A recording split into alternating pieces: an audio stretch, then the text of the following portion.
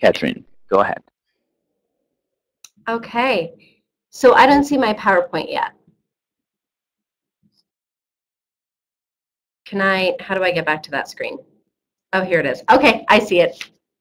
My apologies to our participants. It's my first time with this technology. Well, I want to welcome everyone to our discussion tonight. It's entitled Ready, Set, Launch: Researching, Networking, and Negotiating Your Way to Your Dream Job. So we're going to try to cover a lot of different topics today, really kind of starting off from a high level, talking about networking and a little bit of job market research, and then concluding by talking about one of the things that people usually don't like talking about, which is salary negotiation. But hopefully we'll give you some really concrete tips and strategies to make this all feel accessible, because, you know, in my work as a career development facilitator at Anderson School of Management, I know that every aspect of the job search process can really be fraught with a lot of emotion and a lot of concern and a lot of nervousness.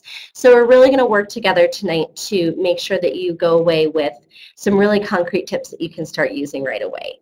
Okay. And so let's get started. So I know it says I'm Catherine Page Williams. That is my full given name. You can feel free to call me Kate. Everybody else does, unless I'm in trouble with my parents. So I'd like to just start off really quickly by giving you a little bit of an introduction into my background. So I actually got started, my degree is in international relations, and whenever I'm talking with my students about the power of nonlinear career paths, I always start off with myself as an object lesson. So I have a bachelor's degree in international relations and some study and living abroad experience. And after I graduated college, I really wasn't sure what I wanted to do. So I networked my way to my very first job and landed in the educational technology industry, which you probably wouldn't know when you see how much difficulty I'm having getting my PowerPoint up on the screen. But nevertheless, I did get started with a great educational technology company back in my hometown on the East Coast. And then from there, I actually went and spent 2 years as a recruiter, was one of my job titles, in another technology field where I was dealing more with recruiting software engineers, games producers, and a wide range of other individuals. And I loved looking at resumes. I loved evaluating candidates, but I always joked that I was a terrible recruiter because whenever a subpar resume or a not so great cover letter would cross my desk, I always wanted to help that person.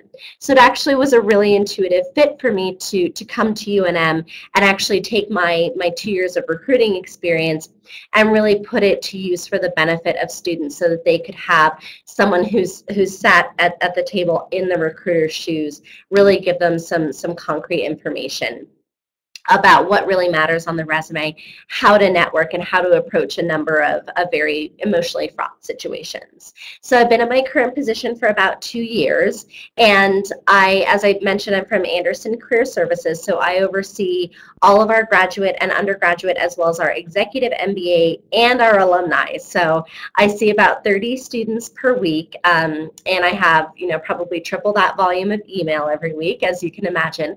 I also teach our career management skills class, Management 398, this semester.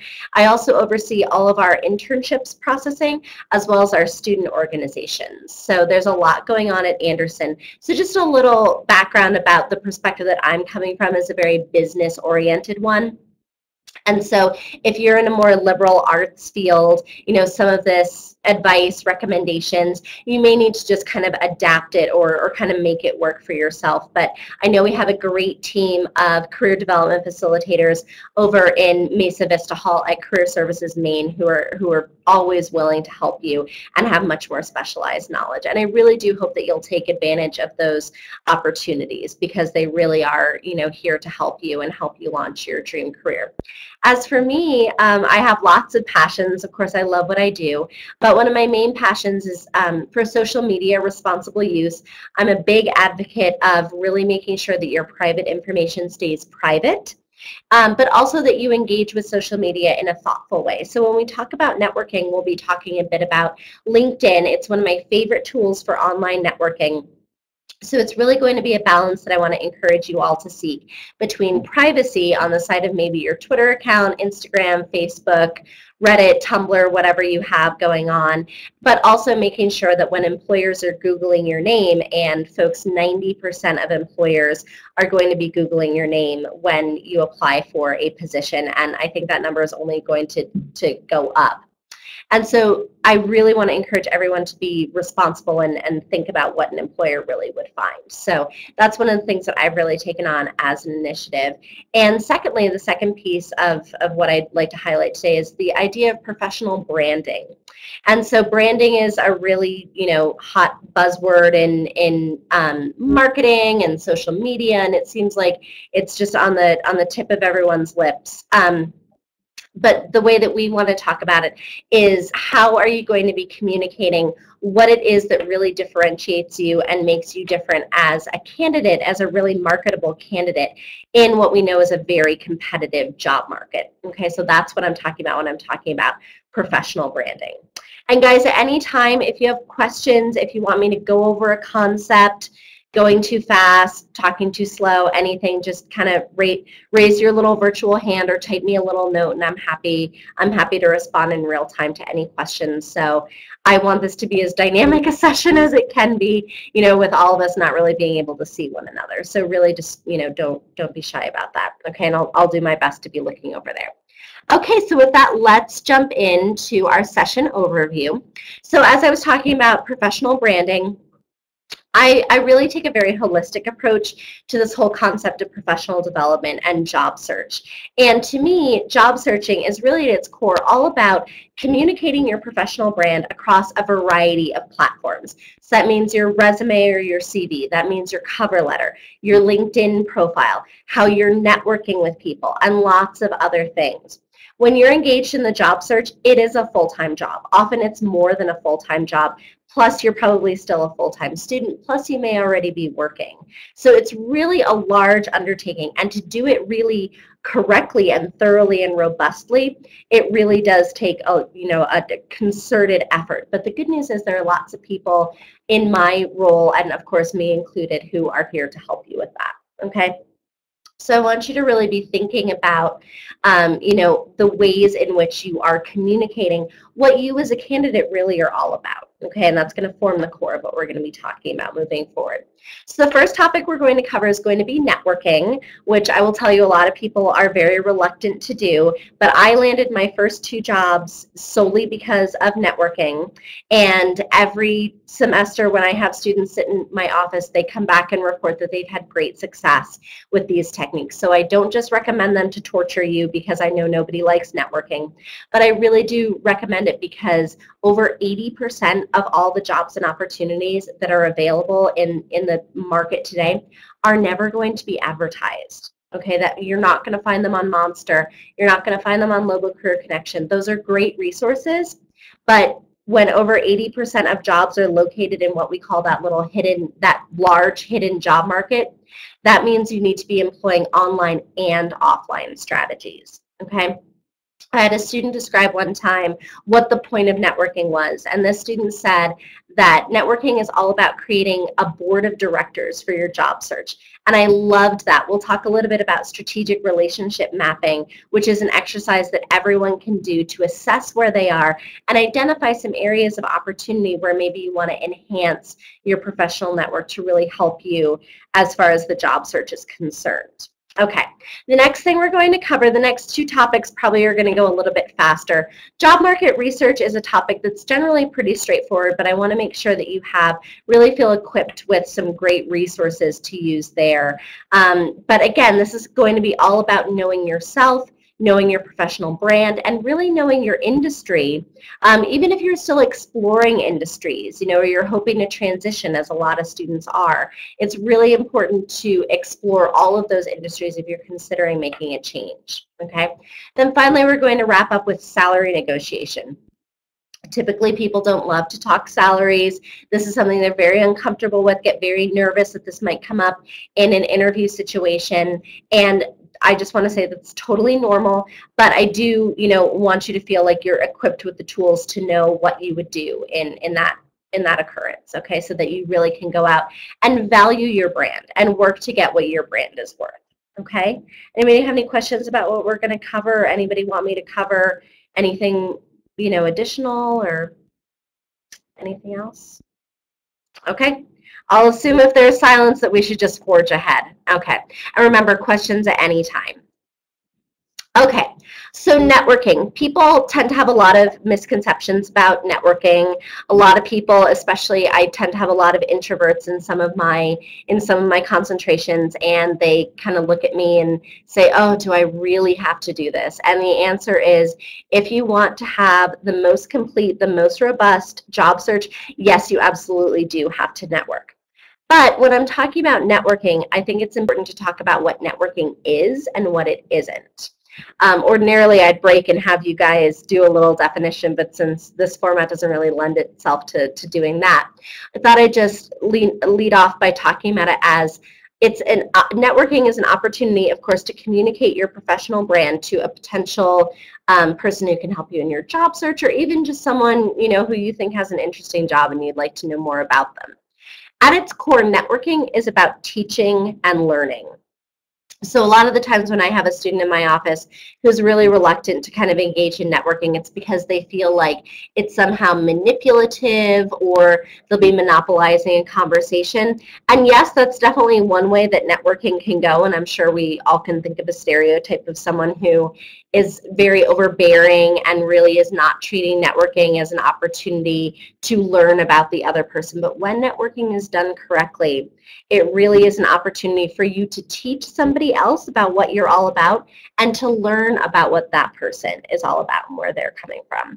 So I'd like everyone right now just to take some time to reflect. Okay, when we're thinking about, we'll talk a little bit about the 30-second commercial, which is another really popular buzzword, and I'm going to encourage you all to be thinking about some ways that you can construct your 30-second commercial.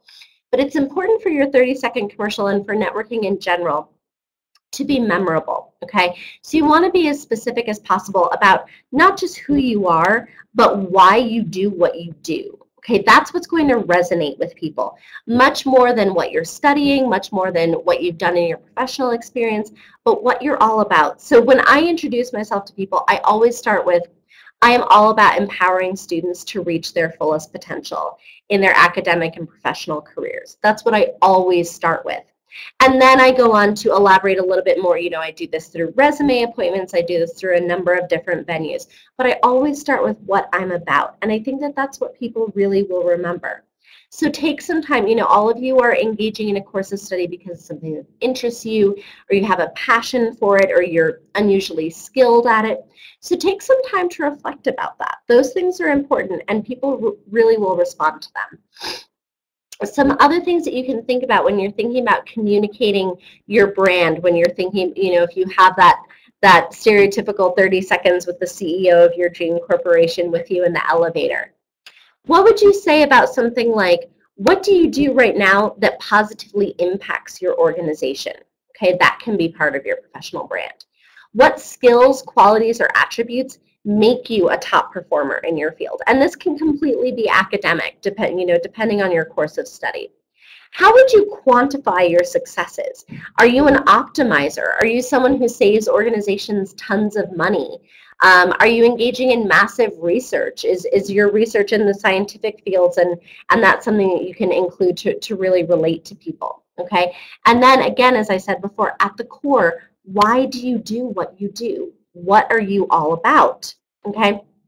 And for some of my business students, they get a little uncomfortable hearing this because it feels a little too touchy-feely. But I think that this type of self-assessment, it's that same type of analysis that we often will apply to our academic concepts, but often we don't turn that type of analysis inward. And it's absolutely crucial, because how are you going to communicate effectively to a person what you're all about and why they should hire you or be interested in talking with you if you haven't come to that great conclusion yourself? Okay, so I really do think this is a worthwhile exercise. So my final advice on this slide is to construct your message and then practice how you're going to communicate it. Okay, Find a buddy, find your dog, bathroom mirror, little webcam, come in and make an appointment, but really do practice, because it's much easier to do that than to find yourself in the middle of a large networking event and all of a sudden you're called upon to communicate your professional brand. Much easier to prepare beforehand. Okay, so this is a very basic construction of a sample 30-second commercial. And this is just to give you some concrete ways that you can get started thinking about what you might want to say. So you can kind of fill in the blanks with whatever would be appropriate for you. I am a career development facilitator who works to empower students. I would like to advance my career in the training and development field.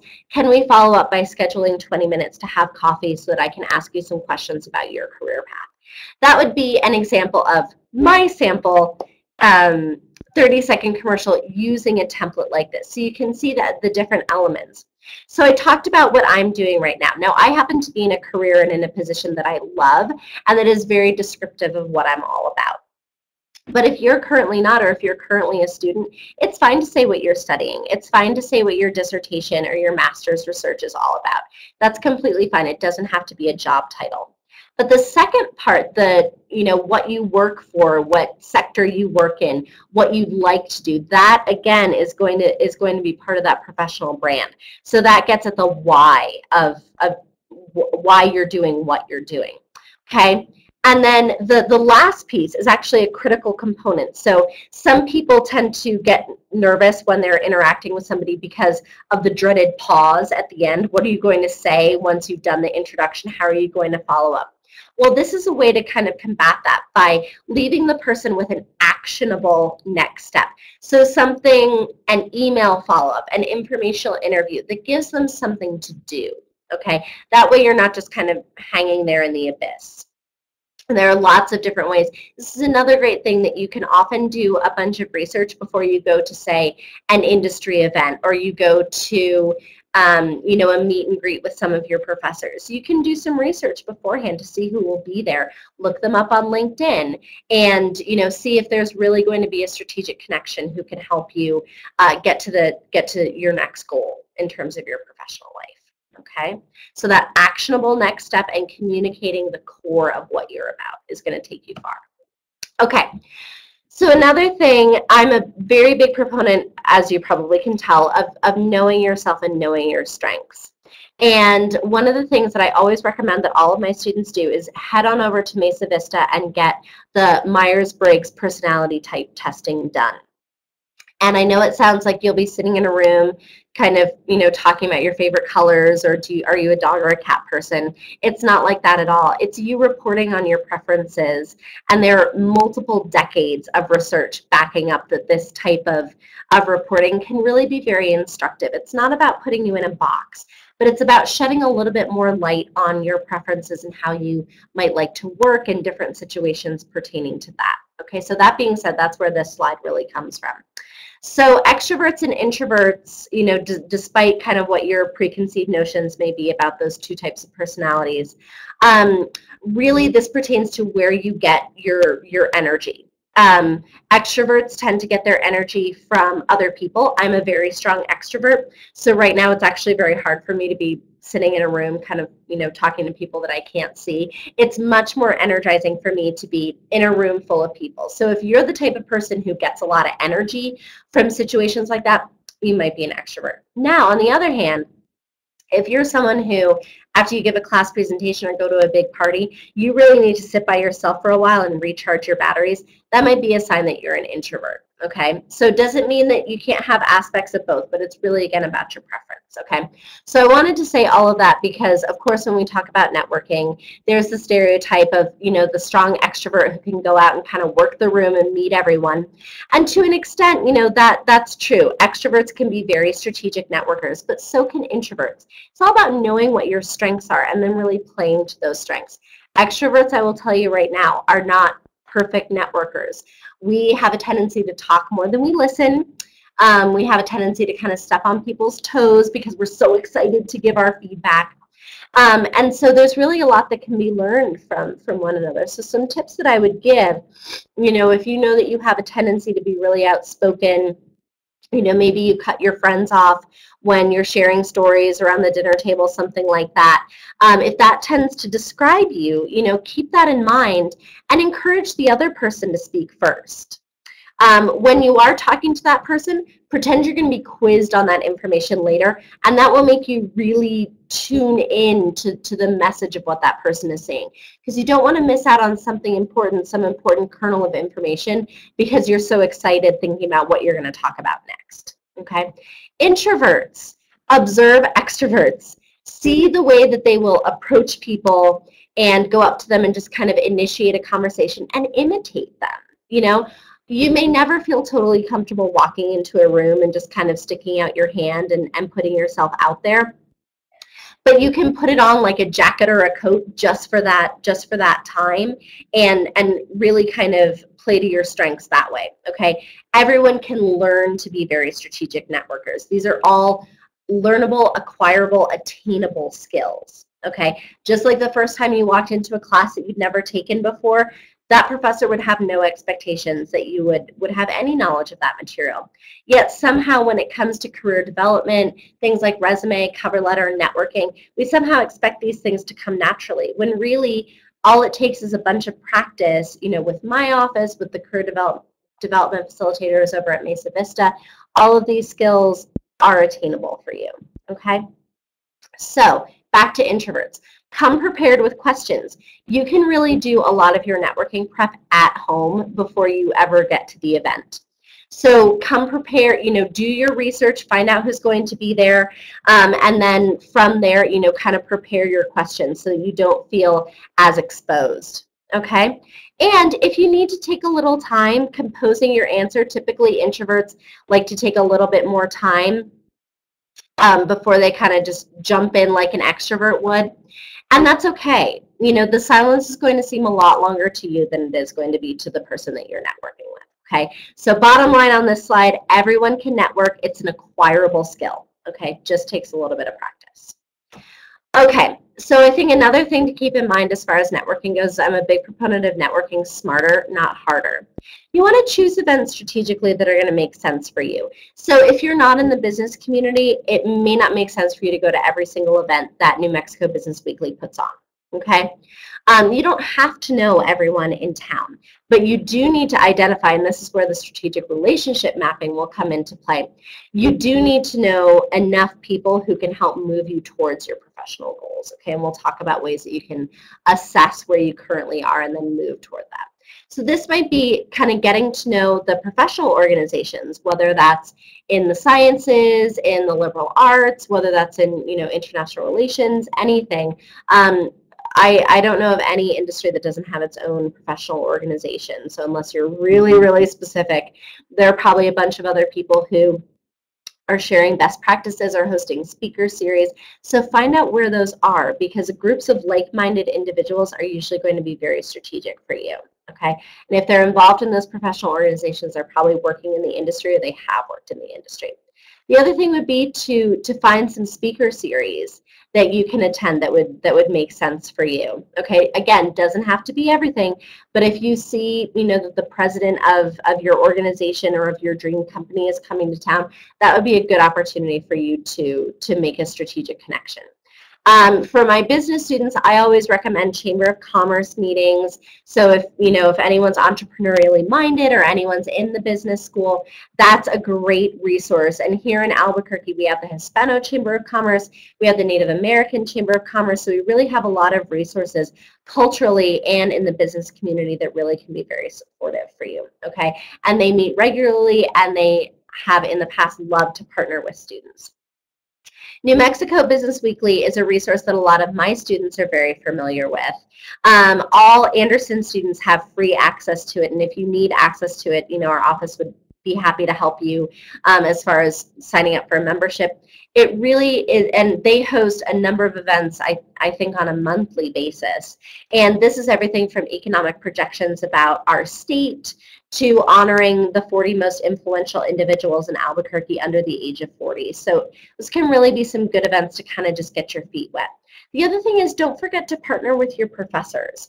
Most people go into the field of teaching because they want to help other individuals, other younger individuals with less experience kind of coming up in the field. So don't forget to partner with them. Additionally, a lot of Anderson professors, and I would assume it's probably similar across campus, have had some experience in the industries in which they're teaching. It's probably not all theoretical. So talk with those folks.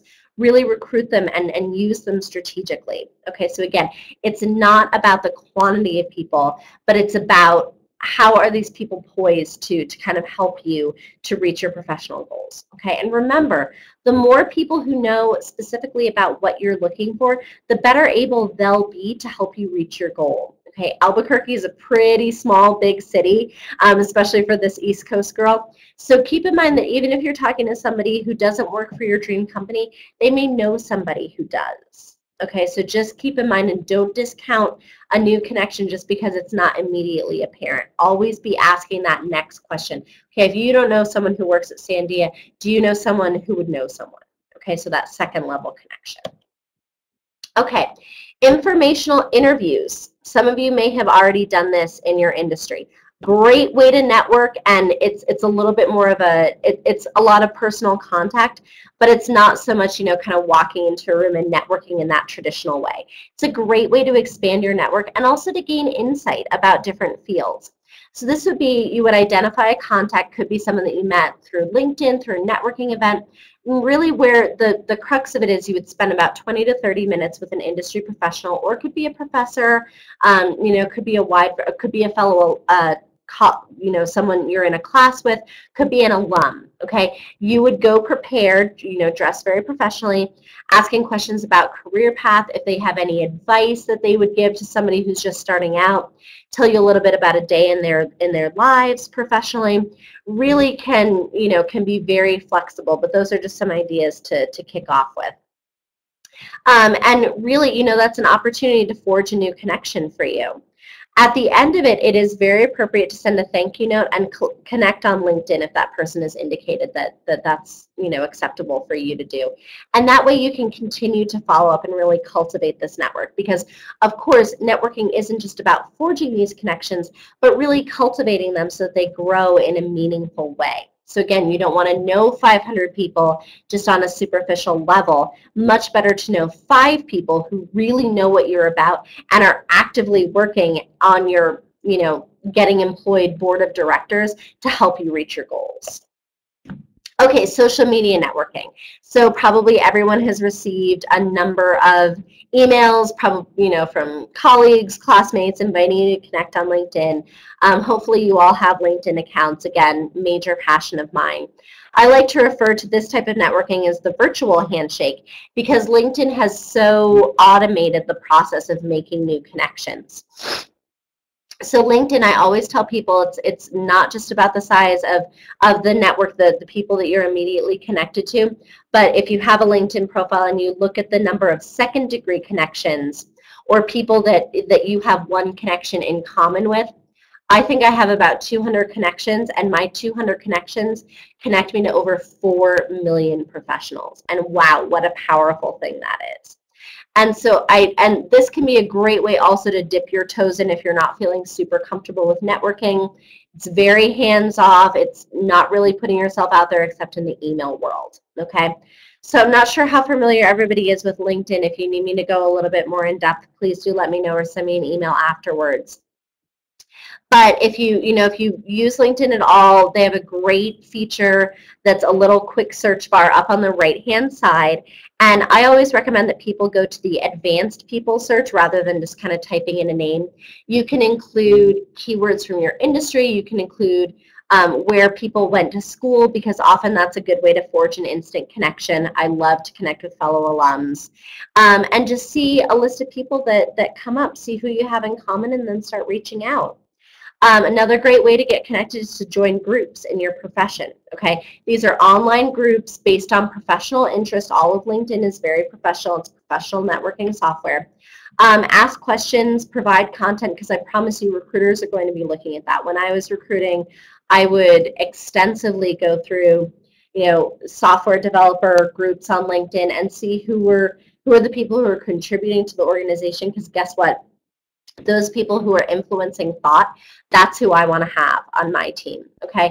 Anytime you're going to be recruiting, you're going to be assuming a certain degree of risk. So to the extent that you can eliminate risk in the mind of the recruiter by being a known entity or having some way to vouch for the quality of your work, that's going to be beneficial for you. And LinkedIn can be a great way to get started doing that. The other thing is that LinkedIn provides a mechanism for you to follow actual companies that you're interested in. Now, if you want to work for the federal government or you want to work for a smaller nonprofit or maybe, you know, a very, you know, kind of specific field that wouldn't necessarily have a presence on LinkedIn, this may or may not be appropriate for you. But for, you know, accountants, finance majors, and a lot of people over at Anderson, there are many different ways that you can get involved by just following companies. You can see careers, you can see your connection matrix and see how you're connected to people. So it's another great resource.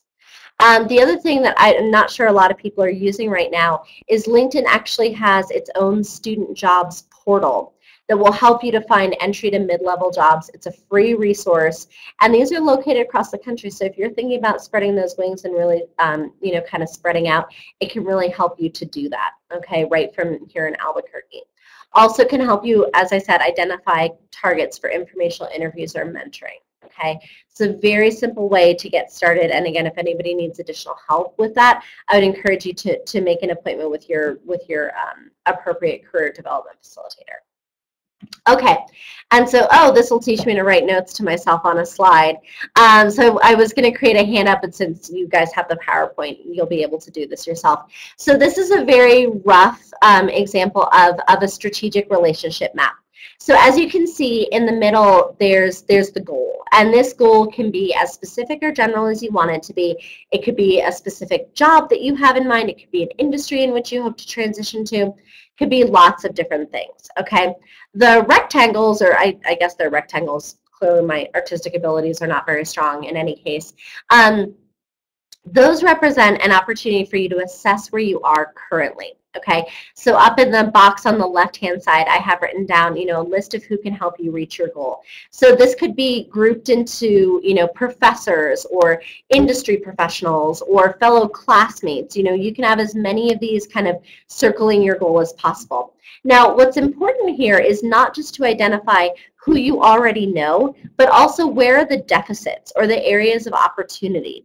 You know, let's say your dream company is Intel, but you don't currently know anyone at that organization. Well, how can who you already know help move you to that goal? Or what are some strategies that you're going to employ, whether it's going to networking events, whether it's, you know, hopping onto LinkedIn and trying to find some fellow alums or fellow classmates who are working there? What are you going to do each week or even each day to move you closer to that goal? So I'm a visual person, so it helps me to see this all kind of, you know, mapped out in a very visual way. LinkedIn also does this, you know, to an extent. It's not as goal oriented, but it does help you understand who is connected to whom in your connection matrix and where they all work. But I really like to do this with students, especially who are even working toward multiple goals. So you can have multiples of these little exercises. You can, you know, have different shapes, different sizes, however you want to make it work for you. But it really is a valuable exercise, again, to understand who do you already know, and then, again, be strategic, networking smarter, not harder, about who you'd like to get into contact with. Okay? All right. So moving along, I hope. Okay, so just some other online job search tools since we're talking about other places to look. Of course, Lobo Career Connection is our great online campus recruiting software. New Mexico Business Weekly also lists a lot of jobs. Monster simply hired those types of opportunities. New Mexico NetLinks, which is put out by an Anderson professor, compiled quarterly, as well as LinkedIn. And any other, you know, there are just a ton of, for federal jobs, usajobs.gov, lots of different places that you can look for job search. But, you know, because I like to be holistic, I thought I'd throw this slide in there just to give you some other resources for you. But remember that the best approach to your job search and to making new connections is going to be that good combination of online and offline tools. Okay, so in our last 15 minutes, I just want to quickly cover job market research and then some salary negotiation strategies. So job market research, basically exactly what it sounds like, but I want to make sure that you guys have some good resources to get started. Why would you engage in it? Basically, you know, to gain an understanding of job prospects, growth in your industry, average salaries, and even good places to relocate. So some of the resources that we'll be talking about will actually give you a breakdown state by state and nationwide of where different industries are growing or shrinking. And so that can really help you if you're thinking about relocating, if you're thinking about transferring into a different sector of your industry, that can really be very helpful. So how to do it? There's a wide array of resources. So you probably knew I had to include some industry professionals because I'm a big fan of making those personal connections, even in this very, very digital age. The website ONET is the second resource that's listed there, and that can be found at onetonline.org. And anyone who needs that URL, or you can just Google it and find it very easily. That is basically a large compendium of all different industries, different occupations, and you can use a little quick search bar, almost like searching for somebody on LinkedIn, to type in a keyword or to type in even the specific title of a job that you're interested in. And what it will do is it'll pull up a large range of information for you, including what are some typical skills and knowledge and abilities and work tasks that are associated with this position, as well as projections for growth and average salaries by state. Okay, and this is helpful, and you can feel confident in this because ONET derives this information actually from people who are working in the field, so you can feel really confident that the people who are providing this information really know what they're talking about. Okay, I like to use this resource. It's in partnership with the Bureau of Labor Statistics, which is my next resource for you all to go and do some job market research. I find the Bureau of Labor Statistics website to be a little bit overwhelming. And I think it's just because it has so much great information. That's a really good place to go and get in-depth projections, charts, basically just, you know, data heaven kind of over there at the Bureau of Labor Statistics. But if you're looking for a good place to start, I would say start with ONET and then delve into the Bureau of Labor Statistics. You'll be able to get much more on the Bureau of Labor Statistics website, but as I said, it's just a vast array of data, so it can feel a little bit intimidating.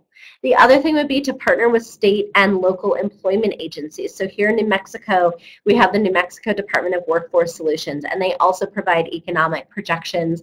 They also can help you understand economic trends in our state and in our city, in our region. So that can be really beneficial. And if you were to relocate, I would also encourage you to seek out these types of agencies where you do plan to relocate, and that can be helpful as well. The other thing would just be news outlets. New York Times, Forbes, Bloomberg News can really be helpful in helping you understand, you know, are there certain sectors of my industry that are shrinking or growing? Does it make sense to go ahead and get, you know, an additional professional certification? Some of you may feel like you're going to be in school forever, so you may be really interested in knowing this information. Okay. So those are really some great resources to get you started. And again, those are easy to find on Google, or if you want the specific links, you can email me and I'm happy to provide them. Okay? So that's how you would do it. Now, once you find out some information about your position or your industry, your field, what are you going to do with it? Well, a lot of things. Okay? You can integrate some things into your resume. So when you look on ONET, when you look on Bureau of Labor Statistics, when you're talking to people in the field, you may hear some good keywords that you want to include on your resume that might even help you get back to your personal brand. Okay, so if you're talking to people in your field, you're doing research on ONET, and you're seeing that communication skills is the #1 thing that people are looking for, and I will tell you over 80% of employers across all industries, so not specific to business or liberal arts or arts and sciences, are looking for communication skills. So just a little thing to keep in mind. But that would be something that if you do possess that skill set, and of course always be honest and act with integrity, but that might be something that you might want to include on your resume if it's not already there. That information you might also include on your LinkedIn profile when you get there. Might be some information that you would include in interview prep. So always great to go into an interview and show that you really have a solid understanding of the field. Okay, you know, I was recently reading this article about, you know, a recent piece of legislation or something that would impact your industry. Those are things that, especially speaking as a former recruiter, would really resonate with me. Another thing would be networking research. You know, who are the movers and shakers in this field right now? Who are the up and comers? That may provide some great targets for you to think about. You know, wanting to make some great connections. Again, it's great for people transitioning to a new location or transitioning to a new field, because you can do so much research about what's going to matter and how things are going to be growing in that industry just by looking at these resources online. Also great for salary negotiation, okay? So if you're looking on ONET, you're looking on the Bureau of Labor Statistics, you're going to be able to drill down to get a sense of, you know, average, median, you know, basically any data range that you would want for salary ranges. And so that can be really beneficial because information is going to be your friend when you're entering into salary negotiation. Okay, everybody good so far?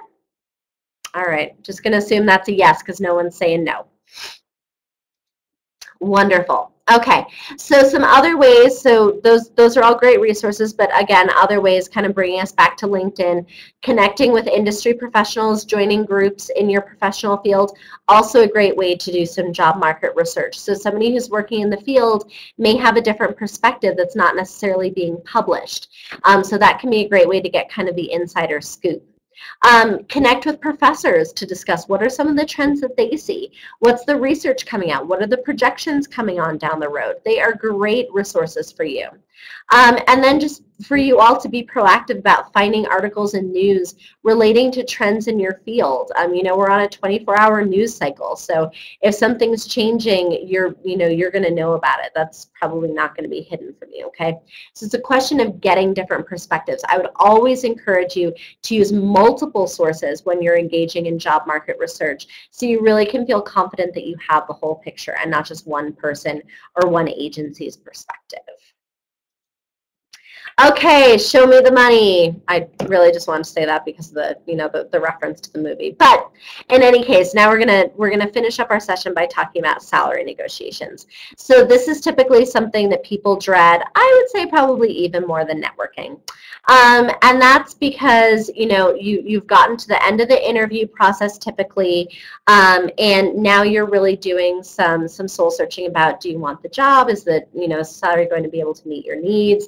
And a lot of people are concerned, you know, am I going to ask for enough or too much, not enough? You know, a lot of people are concerned that they're going to be asked to field this question during an interview, and that can feel really intimidating.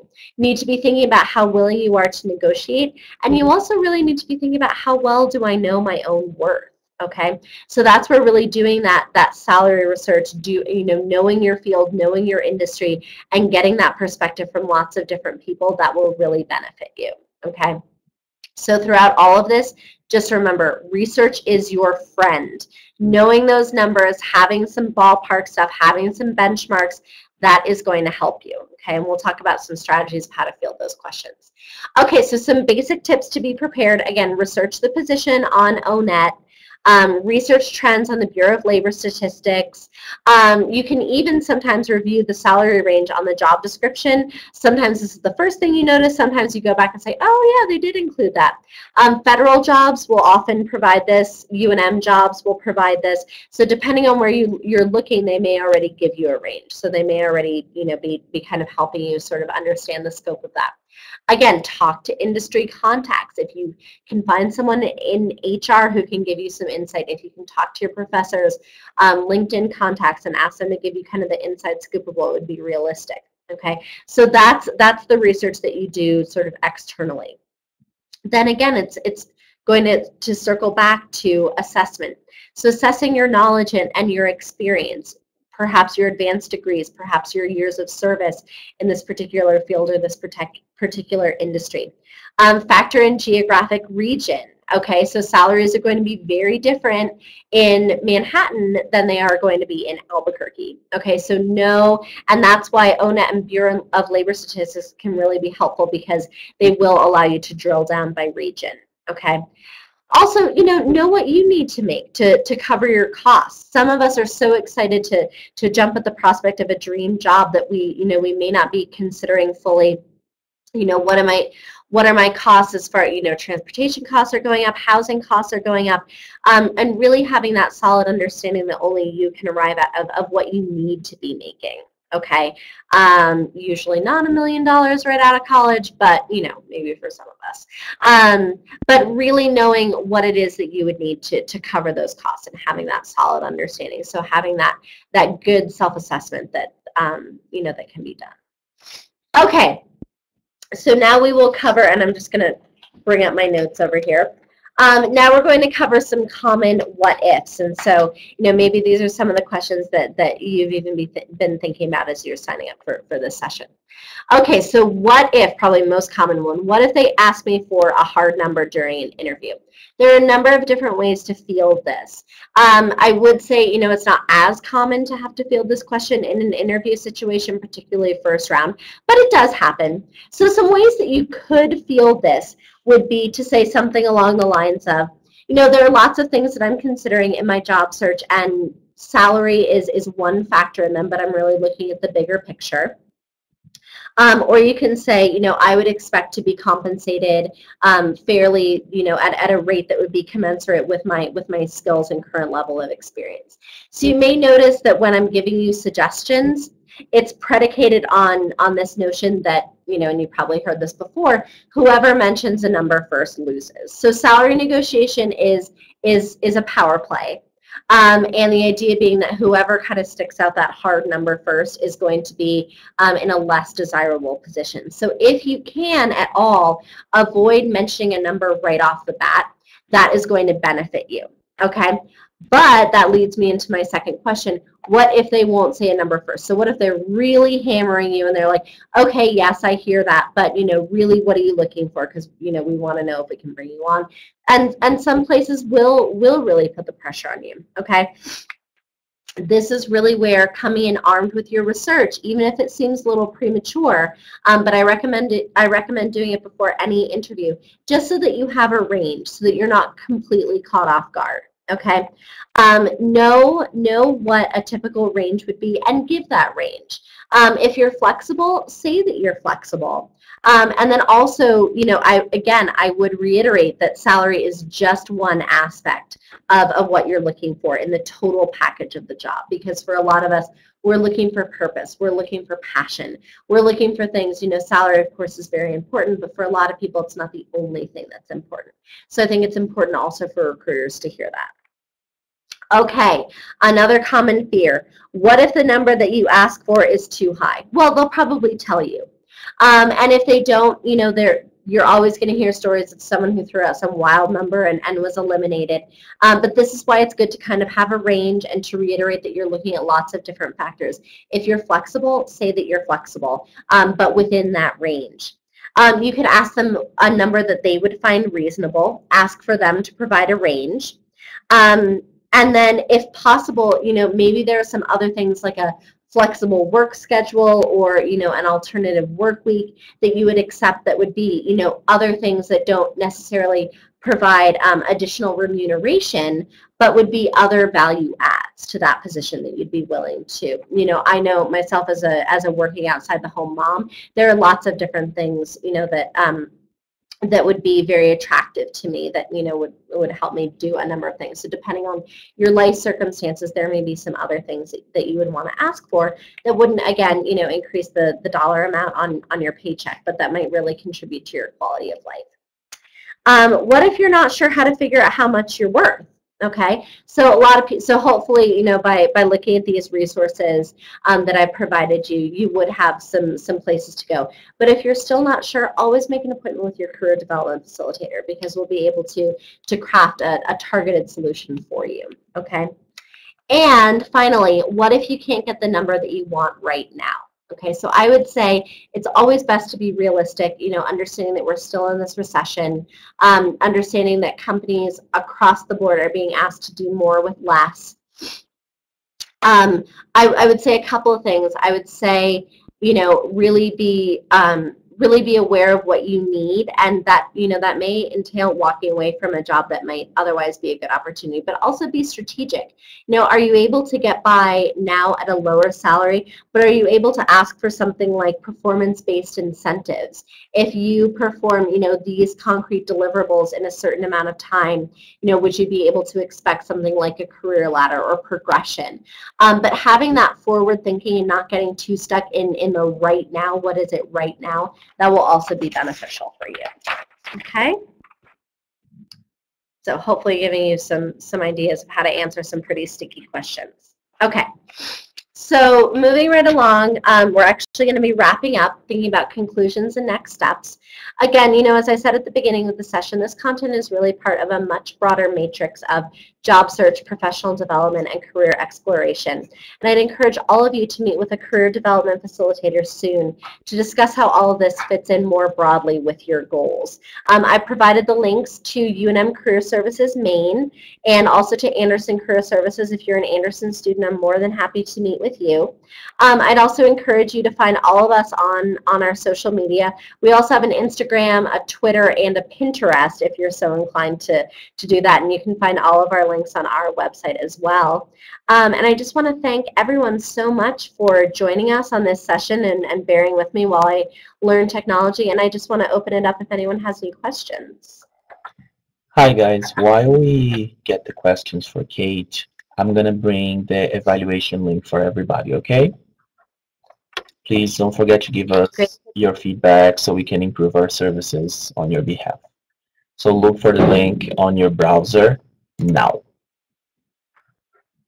I'm also posting the link in the chat window. And don't forget to download the files if you haven't already done so. Thank you. So I don't see any hands raising up. Does anybody have any questions? It doesn't necessarily have to be about the content of this presentation. It could be more general if you have more questions.